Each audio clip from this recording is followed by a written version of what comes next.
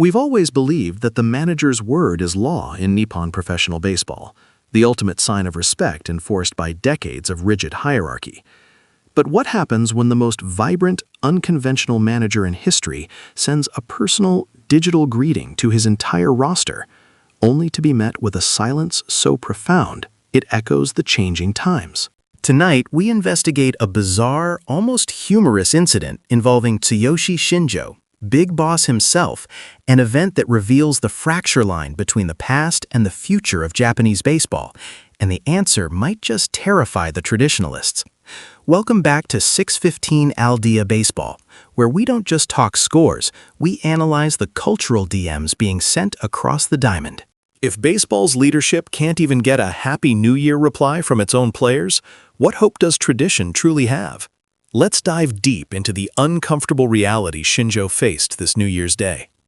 The story broke with that signature Shinjo blend of transparency and self-deprecating humor.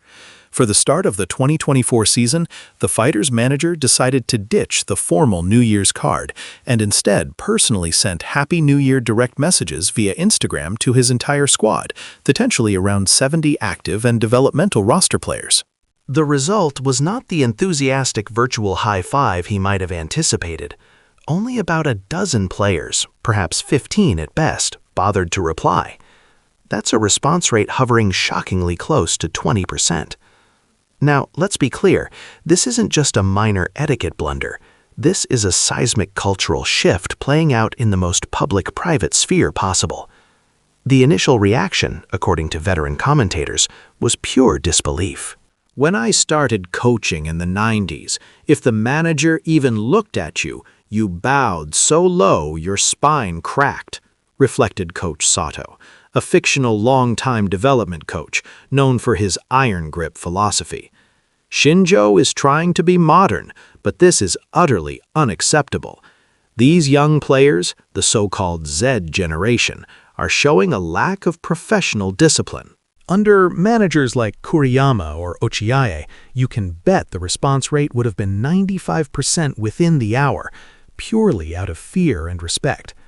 Shinjo's leniency is being exploited. But is it truly disrespect? Or is this incident a symptom of something far more complex? The Nippon Ham Fighters have long been the league's laboratory for freedom. Shinjo himself champions personal expression and private life over suffocating hierarchy. He established this modern rapport by using Instagram as a communication tool. The players, mostly young, G-generation athletes, are known for prioritizing their boundaries. We can anticipate the counterargument immediately. Many would argue that professional athletes, particularly those who are public figures, receive thousands of DMs daily, and Shinjo's message simply got lost in the digital noise. Some might even claim that the players maintain separate private accounts specifically to avoid managerial oversight. Yet that counterargument falls apart under scrutiny. This isn't a random fan. This is the man who signs your paychecks and sets your lineup. If you can track a slider trajectory at 150 kilometers per hour, you can certainly spot a message from your boss. The truth is deeper. Shinjo's use of Instagram, a platform primarily designed for public engagement and light interaction, clashes with the players' desire to keep their professional and personal lives segregated. This brings us to the emotional climax of the story, Shinjo's inevitable bitter smile, the realization that his grand experiment in modern management might be isolating him. He's trying to bridge the gap, asking for a relaxed, authentic connection, and instead, he gets silence, a digital cold shoulder. Shinjo isn't asking for compliance, he's asking for humanity, argued Dr. Tanaka, a sports psychology consultant who has worked with several NPB clubs. He's trying to build a bond that transcends the field.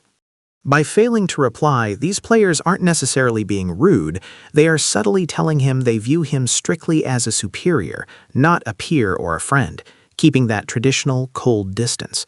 It's a protection mechanism, a boundary, but one that deeply undermines the culture Shinjo is trying to foster. This leads us to the unexpected plot twist, the real failure point, the platform itself. Players like Kotaro Kiyomiya or Yuya Imagawa, who are known for their strong public engagement, likely responded quickly because they view Instagram as a core part of their brand. The majority, however, might have been genuinely unaware, not because they are inherently rude, but because that's not where official communication happens. Think about it. Every major NPB club uses a secured internal line group or a dedicated team chat app for urgent or necessary communication. If Shinjo had simply sent the message to the official fighters group line, the response rate would have hit 100% within minutes. The silence wasn't a rejection of Shinjo the person or the manager. It was a rejection of the communication channel for professional purposes. The players were setting a modern boundary. Official business requires an official private platform, not the public-facing Wild West of Instagram DMs. So was this a failure of respect or a clash of platforms? Let us know.